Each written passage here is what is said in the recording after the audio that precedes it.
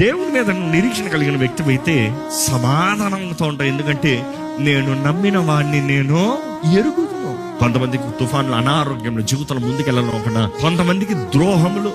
నేనేం తప్పు చేశాను, నువ్వేం తప్పు చేయలే, నువ్వు దేవుని ప్రేమ చూపించావు. ఈ లోకం అంతేనండి, నువ్వు ప్రేమ చూపించినా కూడా అది మేలు కీడుగానే తలస్తారు, మేలుని కీడుగానే ఉద్దేశిస్తాడు.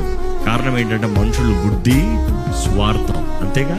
నీలో నిరీక్షణ ఉందా లేదా అనేది శోధనల్లో, పోరాటాలలో, తుఫాన్లోనే తెలియజేయబడుతుంది. కానీ అన్ని బాగున్నదప్పుడు కాదు. ఈ యాంకర్ లోట సముద్రంలో తిప్పేస్తారు తుఫాన్ లేసినప్పుడు, అలలు గట్టి కొట్టేటప్పుడు.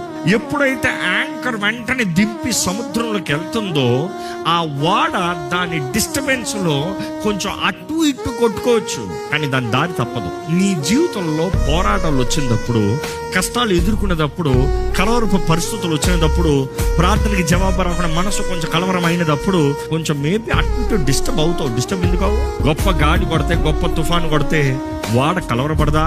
పడుతుంది. It's part of life. తుఫానులో నీతో ఉంటాడనేది దేవుడు వాగ్దానం చేశాడు. ఆమె maybe your guilt is taking you over, maybe the devil is lying too much in your ears. You need to listen and believe God is merciful. దేవుడు కృప కలిగిన వాడు. ఈ రోజు దేవుడు ప్రేమిస్తున్నాడు కాబట్టి శిక్షిస్తాడు. అదే సమయంలో ఆయన ప్రేమ నిన్ను శిక్షించి విడిచిపెడతాం మాత్రమే కాదు, నిన్ను మరలా బలపరిచి నిలబెట్టి ముందుకు నడిపిస్తాడు. ఆమె